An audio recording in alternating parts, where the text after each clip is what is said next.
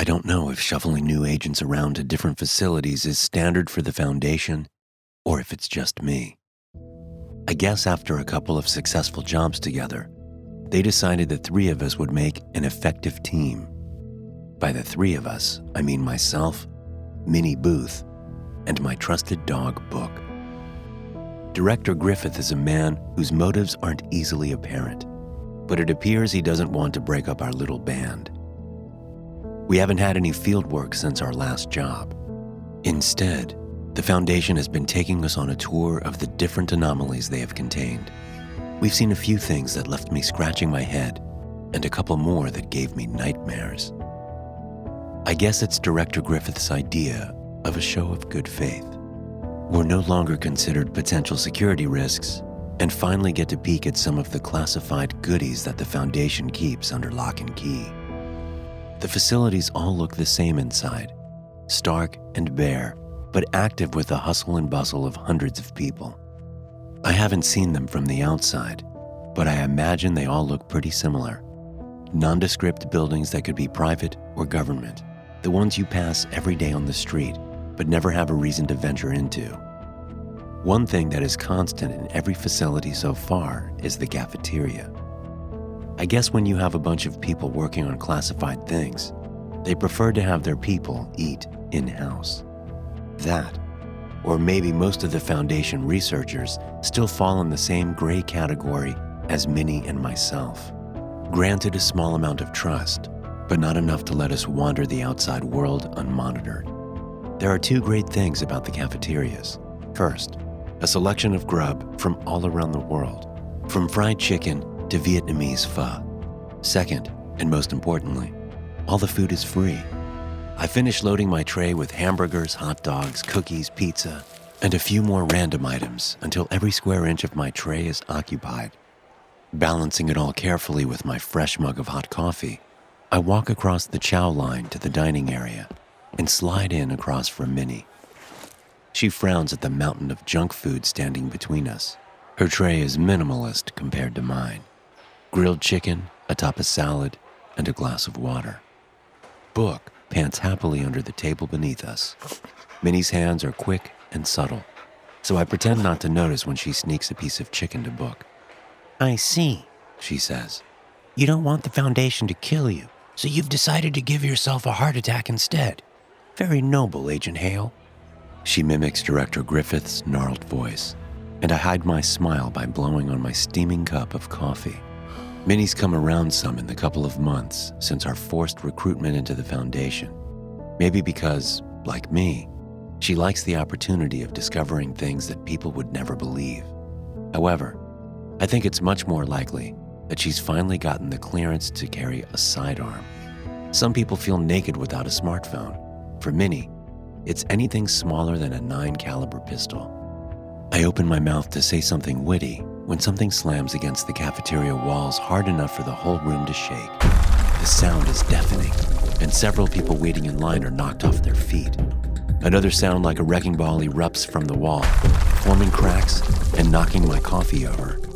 Minnie reaches for the gun at her side when the wall suddenly explodes outward. I leap over the table and knock Minnie to the ground as chunks of concrete come flying through the room. A red tint washes over the room as an alarm goes off. Dust billows in from the freshly created hole, forcing me to cough and wipe my eyes. I try to stand, but Minnie yanks me down and raises her gun. "Stay down." Book scampers to my side and cocks his head as if he understands Minnie, but knows exactly what I'm going to do. I smile as Minnie turns her back toward us. I might not have a gun or combat training, but I used to be a journalist. When someone gives me an order, I have a habit of doing the opposite. As the dust settles, I expect to see an army of heavy combatants. I don't know what kind of enemies the Foundation has, but apparently it has some. Or at least one. A lone shadow emerges from the debris of the wall. It stands twice as tall as me and carries a long weapon. The air clears enough to make out a figure straight from a U.S. history book. A Union soldier in full regalia from the cavalry hat to sturdy boots, holding an old musket attached with a bayonet. Slowly, I realize what I mistook for dust is stone. It's a statue. Huh? I've seen some weird shit in the short time I've been with the Foundation. Did someone catapult a Civil War statue at us? The stone grinds as it turns towards us and takes a step forward. Minnie is the first to recover, and she raises her gun and fires. The bullets bounce off the soldier, not even leaving cracks along its surface. The soldier's stone rifle raises in a slow but powerful arc. I yank Minnie back, but the butt of the musket clips her pistol, and it flies across the cafeteria. The doors slam open, and several of the Foundation's armed guards storm in, automatic weapons aimed high. They freeze only for a moment as they take in the intruder and open fire. This time it's Minnie who's knocking me down, but the security forces are professionals. Their gunfire is directed only at the statue, but unfortunately, their tactics are as ineffective as Minnie's. The statue lowers its head and raises its weapon. It lets out a battle cry and charges at the shooters. The ground rumbles with each step, and his lowered shoulder slams into the center of the lead guard. The collision knocks him back into the wall with a loud thud. It swings its stone musket again, and the gunfire ceases as each guard falls to the ground with a heavy moan. Where is he? Its voice is louder than the gunfire and echoes throughout the cafeteria. Holy shit! I spring to my feet. It talks. My brilliant observation turns the statue in my direction. Its change in expression is slow and accompanied by the grind of shifting stone. It looks at me and frowns, and I scratch my head as I get its unspoken point. I guess if it's a statue that can move and fight, being able to talk is the least impressive thing about it. Security team, report. Director Griffith's voice echoes out of the walkie-talkies of the downed guards, causing a weird stereo of static. Do you have eyes on the hostile? I glance at the walkie-talkie and back to the statue. If you can talk, you can negotiate, right? That usually gets better results than knocking down a few walls. The statue frowns down at me. Clearly, you have not been with this organization for very long. I rub the back of my neck. The guy had a point. Still, I shrug my shoulders and point toward the walkie-talkie. The soldier repositions his weapon, so the butt of the rifle rests at his feet and not pointed at me. Good. I don't know if the marble musket can shoot or not, and I don't want to find out. I bend over and pick up one of the walkie-talkies. Director Griffith, this is Agent Hale. Security team is down, and I wouldn't recommend sending others just yet. I've opened negotiations. Of course you have. Griffith's words are followed by a familiar, annoyed sigh. Can you describe the hostile? I look up, asking for permission, and the statue nods. Oh, you know, your standard Civil War monument, except that it can walk and talk. SCP-011. Another annoyed sigh. My name is Gray, the statue says. Boss, the big guy can hear you, and he says his name is... I know what he likes to be called, Agent Hale. I take it this is about Dr. Mayweather? I glance up at the statue, and it nods again. Affirmative. Dr. Mayweather is indisposed at the moment. Gray's fingers tighten along the base of the rifle. He slings it up in his hands, ready to charge again. Guess he's familiar enough with the Foundation to know that a pause followed by vagueness is never a good sign for one of our agents. I hold up a hand, and before I realize it, I step in front of him. Confusion wrestles with anger across his chiseled face. Boss, with all due respect, I don't think now's the time to be coy. We've got one seriously pissed off chunk of rock who shrugs off bullets like they're cotton balls. We have more powerful armaments here than mere firearms, Agent Hale. Though it's addressed to me, I'm assuming it's more for Gray's ears than my own. Director Griffith and I might have a little mutual respect, but trust is another story. Given a choice between his side and someone looking for a missing friend, I'm inclined to take Gray's. Sure, I say, but I have a feeling anything strong enough to take Gray out is going to level the facility too. If we got the choice, shouldn't we keep the damage limited to a busted wall? There's a pause before Griffith responds. Are there any casualties? I glance over the security forces and look around the cafeteria at the other Foundation members staring at us. Security took the bulk of it. They're out of the fight, but still breathing. Pretty sure Gray was pulling his punches. I hold my breath and don't have to wait long for Griffith's response. Very well. I'll inform security to stand down. You may escort SCP-011 to Sub-Basement 2. Do you remember where that is? I do. Affirmative. I nod toward Gray, who shoulders his musket. Glancing over, I send Minnie and Book a wink before heading down the hall. Gray's steps thunder beside mine, adding an unintended and misplaced bounce to my step. Armed personnel stand at the entrance of every corridor we pass, but they don't attack. So far, it looks like the director's keeping his word. Even though the elevator is designed to transport anomalies of all shapes and sizes, it's still a cramped fit. I have to reach between Gray's stone legs to type in the access code for the sub-basement. Access granted. The door's shut, and the quiet hum of the elevator surrounds us.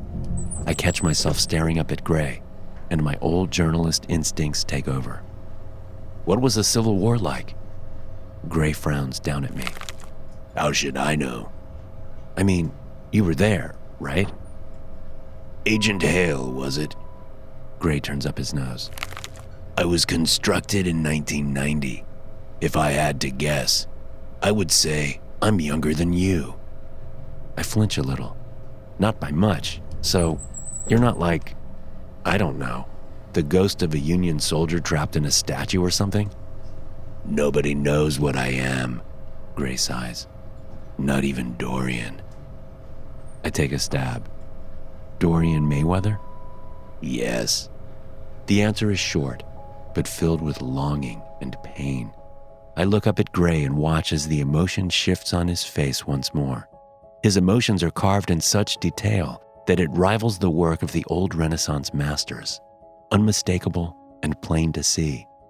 Gray's face is filled with fear and heartache. Oh, I say as I realize what could motivate someone to storm into a secret base filled with armed guards. They say love can move mountains. If that's true, moving a statue is a small feat in comparison. Gray watches me, and I can't entirely shut off my curiosity. So, you and Dorian, how does that work? Quite well. Once again, Gray keeps his answers brief, but his smile says it all. The elevator stops and the doors open. We walk down the hall and find Director Griffith waiting for us. For once, his annoyance is not directed at me, but at Gray, and my new granite friend matches his expression with one of mutual dislike. The door behind Director Griffith is made of thick steel, and I swallow. I haven't seen one like this since my job interview with the Foundation, and I have no desire to do a repeat performance. Griffith rests his thumb on a panel, and the door hisses open. My curiosity wins over my misgivings. I blink and rub my eyes. The room is bare concrete, but the thing at the center of it makes me dizzy just looking at it. It looks like something has cut through the air, leaving behind a jagged wound. The insides of the tear are constantly shifting, and my stomach flips as I try to study its movements. Director Griffith seems somehow unaffected by its presence. This is our latest anomaly, one that manifested several days ago. It has yet to be archived, and we know little about it. All probes we have sent through have not returned any data. A note of regret creeps into Griffith's voice. Dr. Mayweather was cataloging equipment in this room when the anomaly manifested. Everything in this room vanished, including him. The ground shakes as Gray falls to his knees and runs a hand over his eyes. I look away to try and give him some privacy, even though a part of me wonders if his tears are also made of stone. It's not long before the sound of grinding stone replaces the sobs as he rises to his feet and steps toward the anomaly. Whoa, Gray, wait. I step toward him, but I am overcome with vertigo. Director Griffith has to steady me with a hand on my shoulder. Maybe that thing dropped Dorian off in another world, or maybe it's a black hole and smashed him into atoms. You heard the director. We have no idea what's beyond that thing. Gray slowly turns to me and smiles. Either way, Agent Hale, Dorian is no longer in this world, and no matter what that means, I shall join him. He raises 2 fingers to the top of his cap in a salute, then trudges toward the rip. It ripples, and then Gray is gone. The door slowly swings shut, and Director Griffith locks it again with another press of the thumb. Wow. I run a hand through my hair. That's the weirdest thing I've ever seen. Yes, well, Director Griffiths turns and limps down the corridor. You're still new. SCP-011 was a Civil War memorial statue located in Woodstock, Vermont. The statue is the image of a young male soldier holding a musket at his side and is carved out of granite quarried within the area. Occasionally, SCP-011 has been observed lifting its musket to the sky to fire at birds which attempt to land or defecate on it. Reports detail that its movements produce soft grinding sounds, but do not cause it any structural failure. Oddly, the gunfire is very similar to that of a standard firearm, despite observations that the item only loads granite bullets and granite powder into the musket, which is also unharmed by the firing. Hey guys, thanks for listening. Be sure to subscribe to the podcast for more SCP stories like this one. You can also check out some more episodes from the SCP Experience podcast here. I'll see you in the next one.